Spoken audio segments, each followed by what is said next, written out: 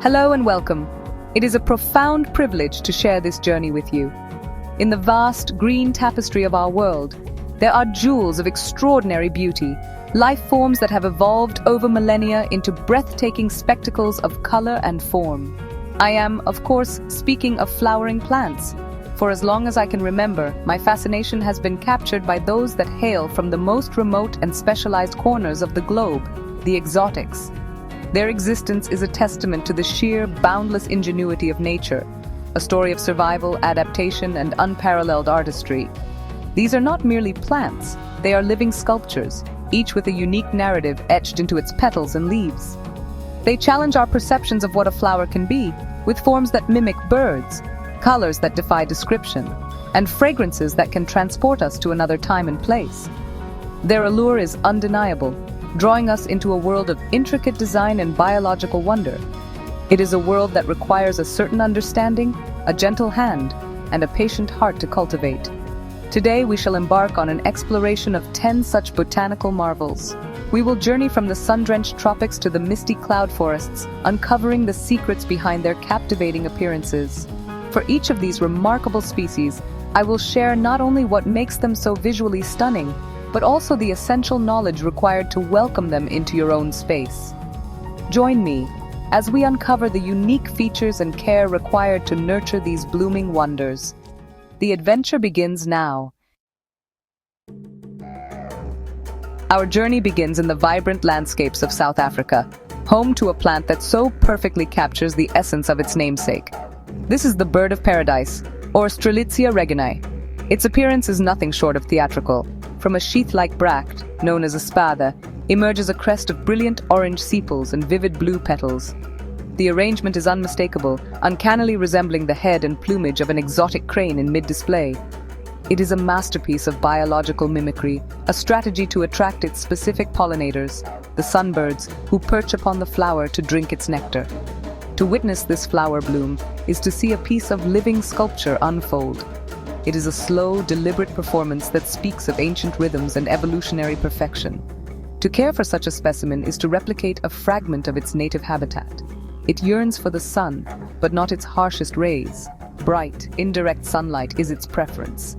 It is a thirsty plant, but one that dislikes waterlogged feet, so moderate watering and well-draining soil are paramount. Provide these simple conditions, and you will be rewarded with one of nature's most flamboyant displays, a touch of the African savanna in your own home. We now turn our attention to a flower of staggering complexity, the passion flower of the genus Passiflora. To gaze upon one is to be mesmerized by its intricate, almost alien structure. A radial display of petals and sepals forms the backdrop for a corona of filaments, a fringe that seems to vibrate with energy. At its very center lies the reproductive structure, an elaborate construct that resembles a celestial orrery, a model of a planetary system. Christian missionaries in the 16th century saw in its parts a symbol of the Passion of Christ, hence its common name. But its design is a far older story of coevolution. This intricate architecture is a bespoke landing pad, perfectly designed for large bees, such as bumblebees or carpenter bees. As the bee forages for nectar, the flower's anthers precisely dust its back with pollen, and the stigmas then collect it from the next bee that visits. To cultivate this marvel, one must offer it the energy source that fuels such complexity, the sun. The passion flower is a sun worshipper, thriving in its full, direct gaze. It climbs with tenacious tendrils, so a trellis or support is essential. Provide it with well-drained soil and it will reward you with a succession of these otherworldly blooms, each one a miniature galaxy opening for a single day. From the sun-drenched trellis, we retreat to the quiet shade of a woodland garden, to a plant that wears its heart on its sleeve, or rather, on its stem. This is the bleeding heart, Lamprocapnos spectabilis. Its common name is exquisitely apartment dangling in a graceful arching row are perfect heart-shaped blossoms of deep pink or pristine white. From the tip of each heart, a single white petal emerges, resembling a delicate droplet, forever capturing a moment of poignant beauty. It is a spectacle of gentle, romantic elegance, a far cry from the bold pronouncements of our previous specimens. This plant tells a story of the forest floor, of life beneath a canopy of trees. It emerges in the cool, moist days of spring, flowering before the great trees above have fully leafed out. To bring this delicate charm into one's own garden, we must remember its origins. It shuns the direct sun, preferring the dappled light of partial shade.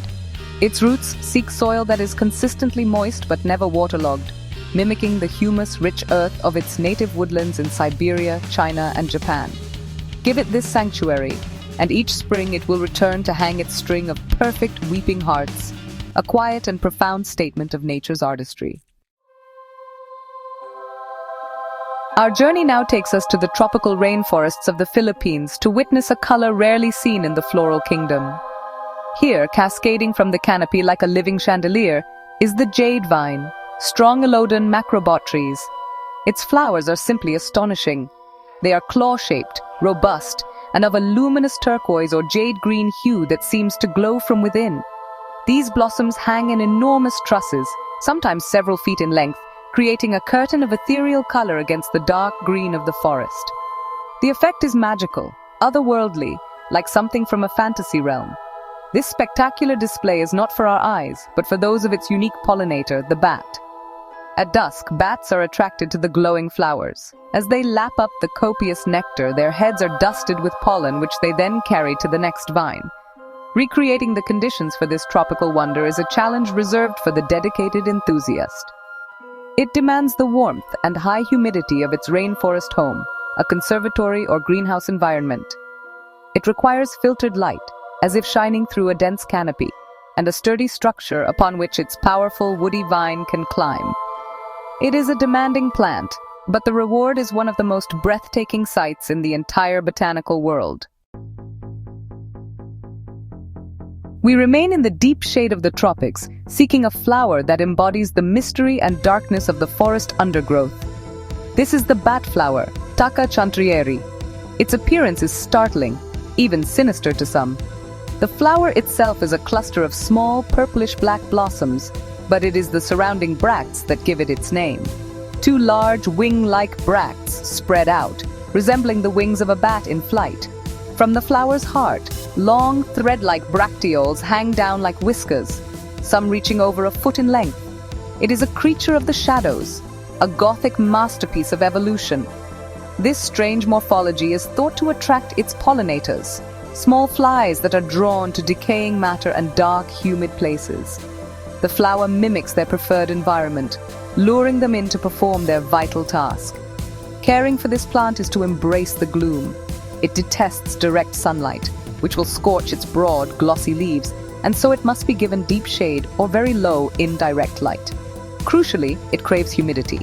High humidity is non-negotiable, mimicking the steamy air of its native jungle floor in Southeast Asia.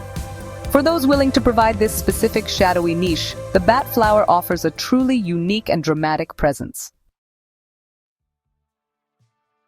Now, we venture into the sweltering, humid swamps of Florida and Cuba, in search of a plant that is more myth than matter. This is the ghost orchid, Dendrophylax lindeni. It is a plant of profound minimalism. It has no leaves, its photosynthetic needs met by the network of gray-green roots that cling tenaciously to the bark of its host tree. For most of the year, it is almost invisible, but then, for a few precious weeks, it produces a flower of unearthly beauty. The bloom is pure white, with long, spiraling tendrils that trail behind it, like the spectral tail of a ghost floating in the humid air. It is a phantom, a fleeting apparition that seems to hover in the gloom of the swamp, its pale form glowing against the dark cypress bark. Its pollination is a nocturnal affair, entrusted to the giant sphinx moth, the only creature with a proboscis long enough to reach its nectar. Cultivating this orchid is notoriously difficult, the pinnacle of horticultural challenge. It requires mounting on bark, not potting in soil, and demands consistently high temperatures, suffocating humidity, and excellent air circulation to prevent its roots from rotting. It is a plant for the true connoisseur, a living ghost whose brief ethereal blooming is the ultimate reward for unwavering dedication. From the spectral white of the orchid, we move to a flower of deep, velvety richness, a plant that appeals to more than just our sense of sight. This is the chocolate cosmos, Cosmos atrosanguineus, native to Mexico. At a glance, it is a beautiful flower, with petals of a dark brooding red-brown, the color of rich burgundy or dark chocolate. But oh, its true magic is revealed as the sun warms its petals. It releases a delicate yet distinct fragrance of vanilla and cocoa. It doesn't just look like chocolate, it smells like it, a truly multi-sensory experience. This delightful scent is a clever evolutionary trick designed to attract its pollinators. Sadly, this particular species is now extinct in the wild. The plants we cultivate today are all clones, propagated from a single surviving specimen discovered over a century ago. It is a living relic, a ghost of its former wild populations. To care for this fragrant treasure, one must remember its Mexican origins. It craves sunshine, so a position in full sun is essential for vigorous growth and the best fragrance. It also requires well-drained soil to prevent its tuberous roots from rotting. Plant one, and on a warm summer's day you can enjoy one of nature's most delicious deceptions.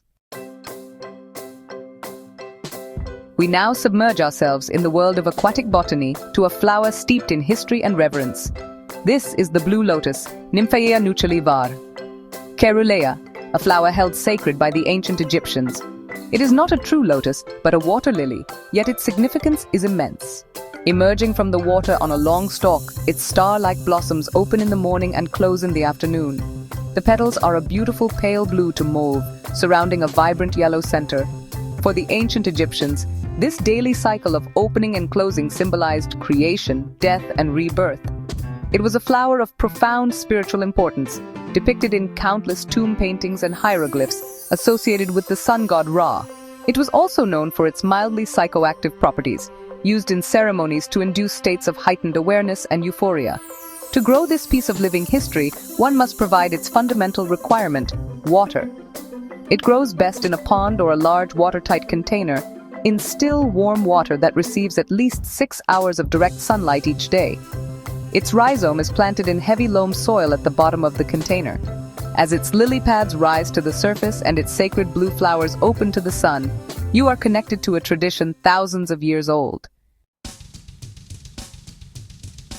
As daylight fades, our attention turns to a plant that waits for the cover of darkness to reveal its glory. This is the queen of the night, Epiphyllum oxypetalum. For most of the year, it is a rather unassuming leaf-like cactus. But on a few special nights, typically in spring or summer, it performs a miracle. A large bud, which has been developing for weeks, will begin to unfurl at sunset.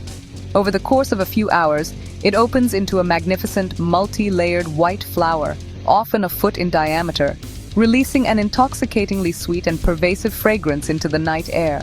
This grand performance is a race against time. The flower is fully open for only a few hours, attracting nocturnal pollinators like moths and bats, before it wilts with the first rays of dawn. By morning, all that remains is a limp, spent flower. To be present for its blooming is a special event, often shared with friends and family who gather to witness the brief spectacle.